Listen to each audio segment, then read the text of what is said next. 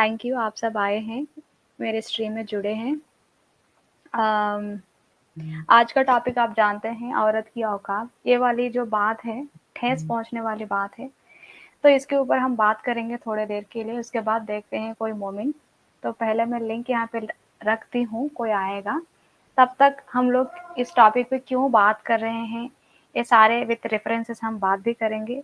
मैं एक ही सवाल करूँगी कि पुराने ज़माने में मतलब 7th सेंचुरी वाले आए थे, जो नबी और रसूलुल्लाह और अल्लाह पाक, जिन दोनों ने हमारे ऊपर किस तरह की आयतें, हमारे ऊपर किस तरह के रूल्स एंड रेगुलेशंस जो दिया है, क्या आज के ज़माने में ये सब काम आएगी?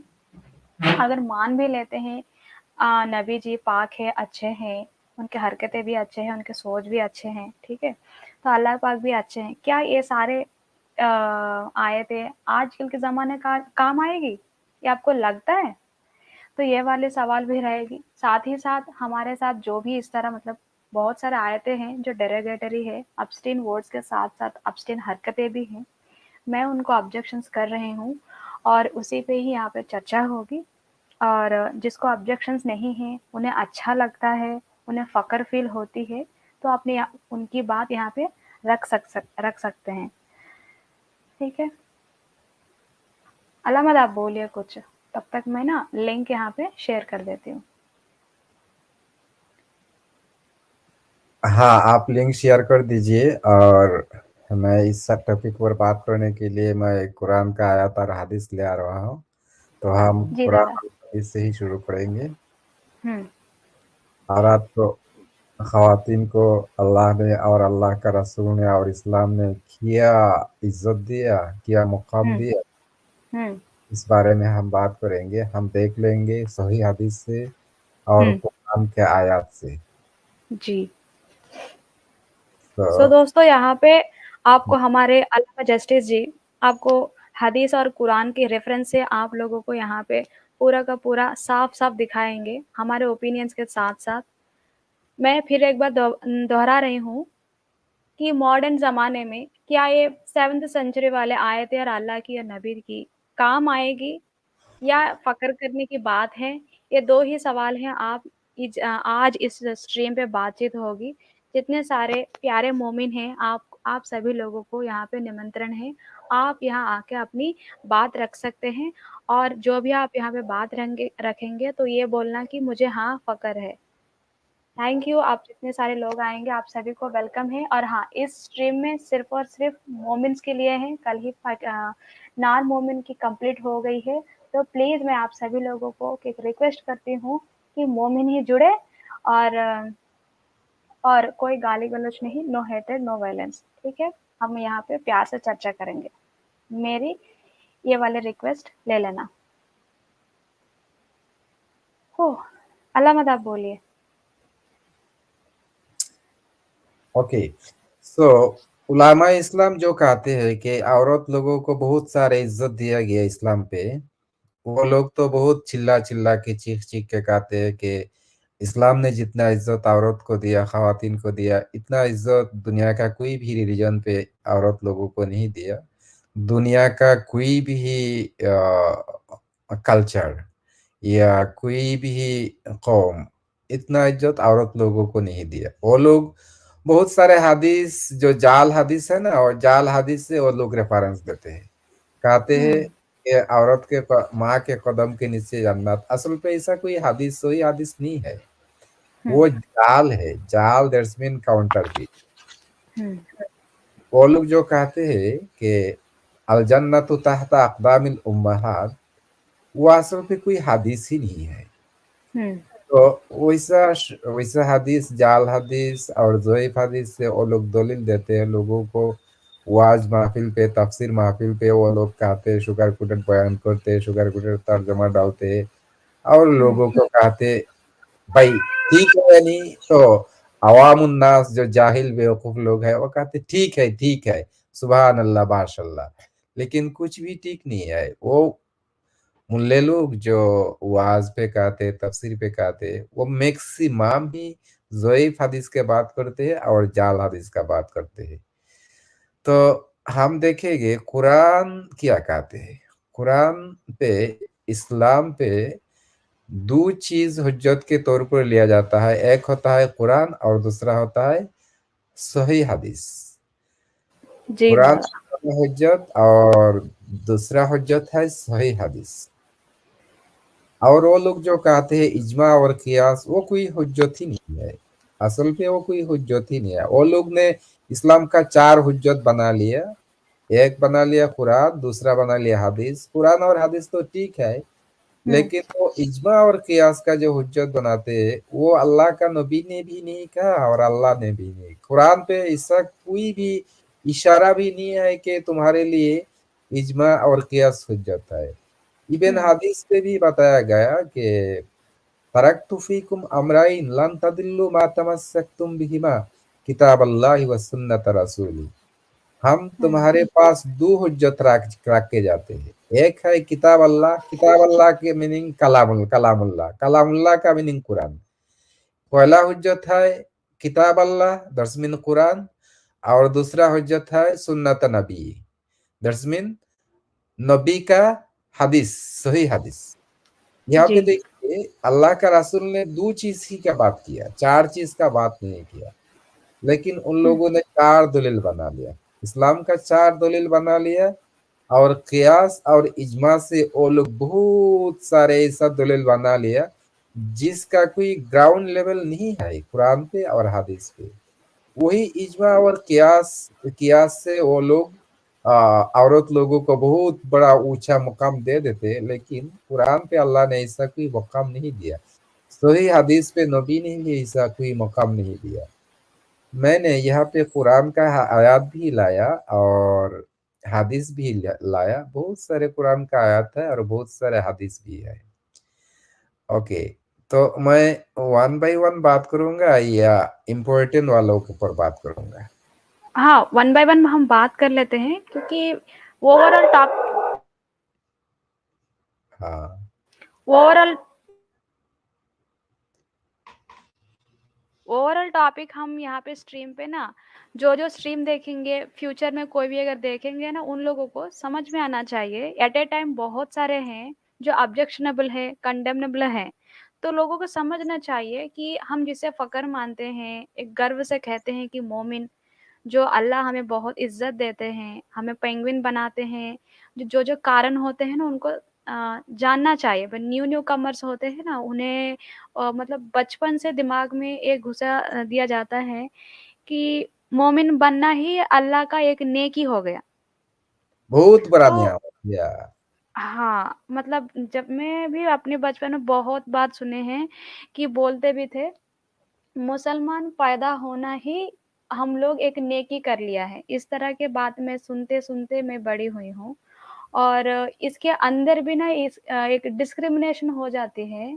तो हम इतने सेलेक्टिव क्यों हैं? ये वाली सवाल उन सारे मोमिना भी पूछ लेना कि अल्लाह इतनी रेसिस्ट क्यों है? अगर उनकी अ, दीन इतना अच्छा है, तो बाकी लोगों को वर्स्ट ऑफ क्रिएचर्स कर कहना कितना हद तक अच्छा बात है। ये कितना गंदी सोच है। तो इस हम यहाँ पे आजकल के टॉपिक में जाएँगे, जैसे कि वर्स्ट ऑफ क्रिएचर्स दूसरे लोगों की इस तरह कहते हैं, लेकिन खुद में कितना जिसका फ़क्र कहते हो, उसके अंदर भी बहुत सारा झोल है। मतलब माचर झोल बंगाली में कहते हैं ना, वो भी है। तो आज मोमिना की ज़हन खोलना है। देखिए, आपको कितना इज़्ज़त देता है और आपके जो फ़क्र से कहते हो, उसे एक बार आँखें खोल के, दिल खोल के देखिए, तब बोलना। तो दादा आप ना शुरू करिए। तो हम शुरू करते हैं। मैंने तो अभी तो किसको अच्छा तरीका से तरतीब नहीं दिया, तो मैंने जैसा ही तरतीब दिया वैसा ही बताता हूँ। मैं भी लेस इम्पोर्टेंट आगे आ गया और मोस्ट हुँ, इम्पोर्टेंट दरमियान पे चला गया या आखिरी पे चला गया, कोई बात नहीं, हुँ। हम वो ले लेंगे। जी तो दादा। मैं पहला टॉपिक ये बताता हूँ कि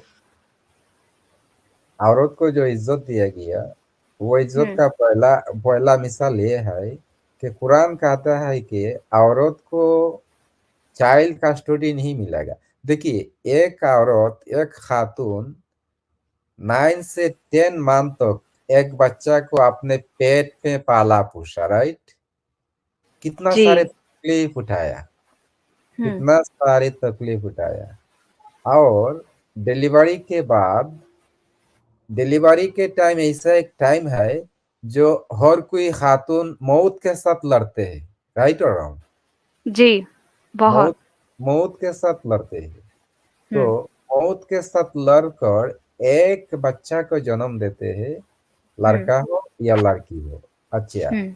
इसके बाद फिर भी वो औरत को इसको पालना पोसना, जैसा कि समझिए कि इसका हम्म। पेशाब साफ करना, पैखाना साफ करना, हम्म। इसको फीडर देना। और हम्म। आजकल का दिन पे तो लेडीज फीडर बीडर यूज करते हैं, लेकिन आगे हम्म। का जमाना पे तो लेडीज फीडर यूज नहीं करते थे, अपने ब्रेस्ट हम्म। मिल्क पिलाते थे, राइट? जी। सो 2 साल, 2 साल 2.5 साल तक एक खातून एक हम्म। बच्चा को अपना ब्रेस्ट फीडिंग कराते, और हम्म। इसका पैखाना साफ करते, पेशाब साफ करते, नींद का रात का नींद उड़ जाते। जी। इस जी। सारे रात होता है ना जो बच्चा सोते नहीं, राइट? हाँ। इतना सारे तकलीफ झेलते, इतना सारे तकलीफ झेलने के बाद जब बच्चा बड़ा हो गया, हम्म। समझिए कि अनफॉर्चुनेटली वो डाइवोर्स हो गया। हम्म। हस्बैंड ने मुस्लिम हम्म। औरत को तलाक दे दिया, राइट? तलाक को जी। इंग्लिश में तो डाइवोर्स कहते हैं ना। तो हाँ। अनफॉर्चुनेटली तलाक दे दिया। इतना तकलीफ से जो बच्चा को इसने अपने पेट पे पाला, फिर इसको डिलीवरी के बाद इतना तकलीफ से इसको बड़ा किया, इस हम्म। बच्चा के ऊपर किसका हक ज्यादा होना चाहिए? कॉमन सेंस क्या कहते हैं? कॉमन सेंस तो हमारे व्यूवर्स भी नीचे भी लिखना चाहिए, और मेरी ओपिनियन भी दूंगी दादा। जैसे कि हाँ, आपने बोला इतना सारा, तो मैं बोलती हूँ कि मैं भी एक लड़की हूँ, मैं भी एक दिन माँ बनूंगी। ठीक है? तो मैं अपने कोख में अपने बच्चा, मतलब हर महीना ना एक युद्ध की तरह ही होता है, वॉमिट सेंसेशन होती है, ढेर सारी इंजेक्शंस होती हैं। ठीक है? आजकल के ज़माने से अगर देखते हैं, मतलब मेरे लिए एक प्रेगनेंसी एक सिकनेस होता है। इतनी आरामदायक नहीं होती जो ब्यूटीफुल हम देखते हैं ना, जो मुँह टीवी में इस तरह दिखाते हैं, इस तरह नहीं। ये सिकनेस वाला होता है, ढेर सारा मतलब ऑब्जेक्शन मतलब क्या कहते हैं, हेमरॉइड हो जाती हैं, वो ओवर ब्लीडिंग हो जाती है कभी-कभी, और शरीर फूल जाना, अपने ब्यूटी को खो देना, मतलब अपनी बॉडी के बहुत सारे चेंजेस आ जाते हैं। जब बच्चा पैदा होते हैं, छोटे-छोटे हड्डियाँ तक ना क्या कहते हैं ब्रेक होती है, सारा अगर नॉर्मल डिलीवरी होती है। तो अगर क्या कहते हैं, अगर सिज़ेरियन है तो हमें पेट काट के बच्चा निकालना पड़ता है। ये तो नॉर्मल स्टार्टिंग स्टेप है। लेकिन बच्चा पैदा होने के बाद उन्हें एनी टाइम फीड करना पड़ता है, मतलब 2 या 3 घंटे के बीच-बीच में बच्चे को भूख लगता है। पीते तो पीते हैं, फिर क्या सूसू करना होता है, पोटी करना होता है, मतलब आजकल के तो है क्लीन करने वाले, हेल्प करने वाले। लेकिन 24/7 होता कौन है? तो मम्मी ही करेगी, तो अपनी माँ ही करेगी। तो इतनी सब कुछ एक मतलब ये पूरी जो सिलसिला है ना, तो बच्चा पूरा 4 से लेके 5 साल तक अपनी माँ के ऊपर पूरी की पूरी डिपेंडेंट होता है। मतलब एक माँ अपने ज़िंदगी में 5 साल पूरी की पूरी तरह ना एकदम अपने आप को निछोड़ देती है एक बच्चे के लिए। आजकल के ज़माने में एक माँ 2 या 3 बच्चे देती है, लेकिन उस ज़माने तो 10 से ऊपर ही होता था। और इतनी तकलीफ करती है, और एक दिन ऐसा आता है, अपना पति, अपने शौहर खुद उसको एक दिन तलाक दे देते हैं, और इतने सारे बच्चे उसको कस्टडी नहीं मिलेगी। हाँ, अब सोचिए, एक माँ कभी माँ नहीं है, मतलब उसको और उसके बच्चे से कस्टडी नहीं मिलेगी, उनसे नहीं मिल पाएंगे। जैसे कि हम लोग पेट्स पेट्स होते हैं, जानवर होते हैं, पालते हैं, अगर कोई कभी मर जाते हैं या कुछ हो जाते हैं, कितनी दुख होता है। जिसको पाला पोसा पिलाया, उसके साथ नाता ही काट देना इस्लाम की मेर्सीफुल वाली एक्ट है। बोलते हैं ना, हमारा अल्लाह, हमारा नबी बहुत दयालु है, बहुत अच्छे हैं। ये कौन सी वाली दयालु काम है जो एक माँ को अपने बच्चों से दूर कर रहा है? ये कौन से दयालु काम है, बताइए दादा?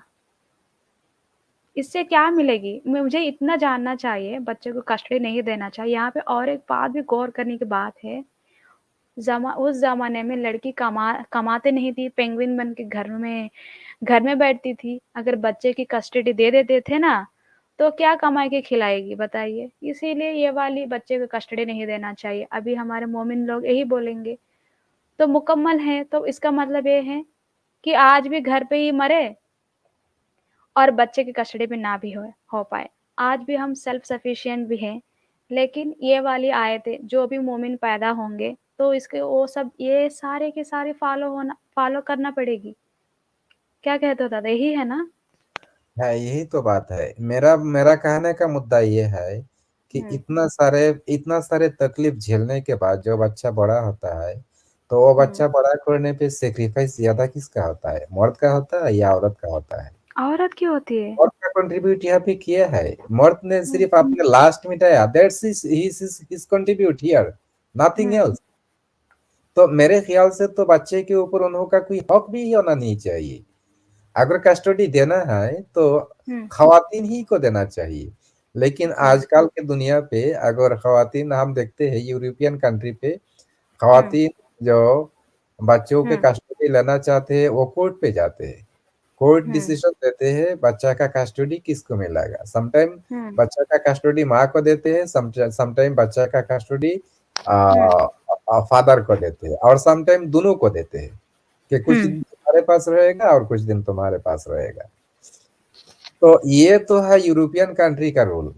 लेकिन हुँ, अगर इस्लामी शरिया का कोई कंट्री हो, शरिया हुँ, अदालत हो, तो काजी साहब के पास वो क्लेम ही नहीं कर सकेगा। इस्लाम वो क्लेम ही करने का चांस नहीं देते कि माँ क्लेम करे कि मेरे बच्चा का कस्टडी मेरे को चाहिए। वो हुँ, क्लेम करने का हक ही नहीं है, क्योंकि कुरान पे जितना सारे आयत है, हर हुँ। कोई आयत पे बच्चा का रिलेशन बाप के साथ बताया गया। देखिए बहुत सारे आयत है, मैंने तो यहाँ पे सिर्फ एक आयत लाया। बहुत अल्लामा मुझको साहब, अल्लामा साहब, एक जी। बकरी क्लेम कर सकती है कि उसका बच्चा उसके पास रहेगा कि उसके मालिक के पास रहेगा? हुँ। बहुत कुछ बोल दिया आपने। नहीं नहीं, बहुत अच्छी मतलब बात। हाँ, आप तो ठीक ही कहा है। हाँ अल्लामा साहब, ये उम्मीद भैया कहेंगे। अल्लामा साहब आपको आवाज आ रही मेरी? जी हाँ, हाँ, हाँ, अरे! आ रहा है कहेंगे। तो मैं वो आपको जो सवाल पूछा हूँ कि एक बकरी क्लेम कर सकती है कि उसका बेटा किसके पास रहेगा, या बकरी का बच्चा किसके पास रहेगा? देखिए आपने जो बात बात ले आया ना, यहाँ पे हुँ, देखिए, हम अगर इंसान कनेक्शन कट हुई होगी। आवाज में अल्लामा साहब। कनेक्शन अलामा ऑलवेज मदर के साथ रहते, मैक्सिमम, नॉट ऑलवेज, मैक्सिमम। हुँ, कुछ कुछ जानवर ऐसे है, हम थोड़ा सा कुछ कुछ जानवर देखते हैं, वो फादर मदर मिलके बच्चा को बड़ा बड़ा करते, हुँ, सिक्योरिटी देते हैं, देखते हैं। लेकिन maximum maximum more than 90%, around हुँ, 90% जानवर वो होता है को जो इसका जो फादर होता है, फादर का कोई खबर ही नहीं रहता। इसका पालना पोसना, इसको इसके लिए फूड ले आना, ये सारे के सारे काम करते हैं सिर्फ मदर। तो जी। मदर ही को कस्टडी मिलते, फिर वो लोग क्या करते हैं, फिर जब बच्चा बड़ा होते तो बच्चा नेचुरली हुई बच्चा अपने माँ से भी अलग हो जाते हैं। जब हुँ, वो बड़ा हो जाते हैं, खाने के लायक हो जाते हैं, अपने खाना नेचर से कलेक्ट करने का जब उन्हों का ताकत हो जाता है, तो माँ से भी डिस्कनेक्ट हो जाते हैं। लेकिन जब तक वो इंडिपेंडेंट नहीं होते तो माँ के साथ कनेक्टेड रहते। तो हम इंसान को छोड़कर अगर दूसरा जानवर हैवानात के ऊपर चला जाए, तो हर कहीं पे हम देखते हैं कस्टडी माँ को ही है। नेचर ने कस्टडी, बच्चा का कस्टडी माँ को दिया, लेकिन हमने ये माँ का कस्टडी इस्लाम ने छीन लिया। हुँ, हमने नहीं, हर कोई कौम ने, हर कोई रिलीजन ने नहीं छीना, इस्लाम हुँ, ने छीन लिया। है। इस ज़ालिम वाली सोच होती है ना, वहीं पे माँ को कदर कहाँ देंगे दादा? अल्लामा साहब, ये इस्लाम में औरत का मकाम क्या है? एक खेती है, और खेती का काम है फसल पैदा करे। वो फसल पे हक किसका होगा? खेत का या मालिक का? मालिक का। वो भी बहुत जबरदस्त एक लॉजिक है।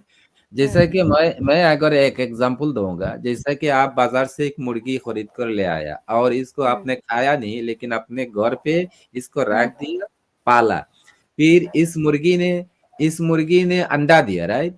तो अंडा का मालिक वो आप होगा या मुर्गी होगा? मुर्गी का जो ओनर हो ना, वो ओनर ही अंडा का मालिक होगा, ना कि मुर्गी होगा। तो मैं ऐसा ही कहता हूँ कि एक खातून को मुसलमान जब निकाह करते हैं तो अपने पेरेंट के घर से इसको मोहराना देकर खरीद कर ले आते। खरीद कर ले आने के बाद वो खातून, वो लड़की इसका मिल्कियत पे आ जाते हैं।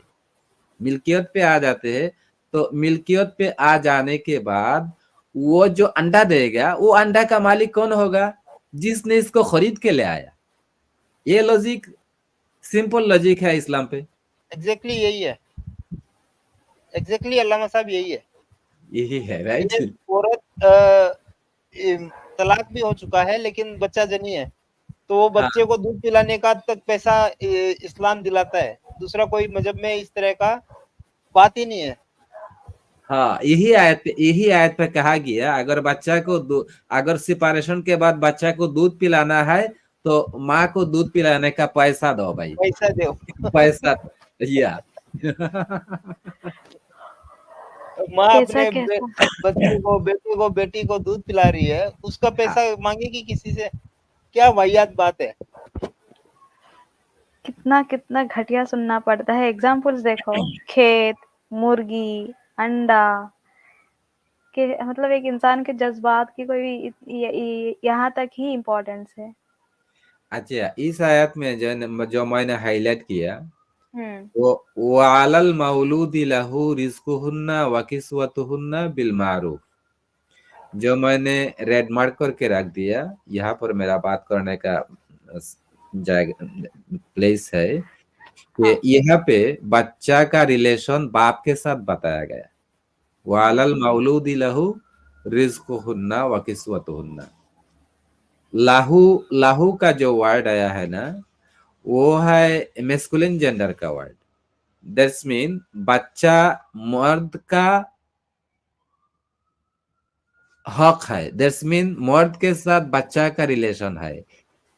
मर्द के साथ बताया गया, जिस मर्द का बच्चा है, इस मर्द के ऊपर वो औरतों को रिजिक देना, दैट्स मीन खुरपुश देने का ड्यूटी है, और अगर चाहिए तो कपड़ा भी देने का ड्यूटी है, अगर चाहे तो दूध पिलाने का जो पैसा है ना, उजरत, वो उजरत देने का ड्यूटी मर्द के ऊपर दिया। दैट्स मीन तलाक के बाद अगर बच्चा है, अगर दूध पीता हुआ बच्चा है, तो कहा गया वो बच्चा का रिलेशन बाप के साथ है, बच्चा बाप का है।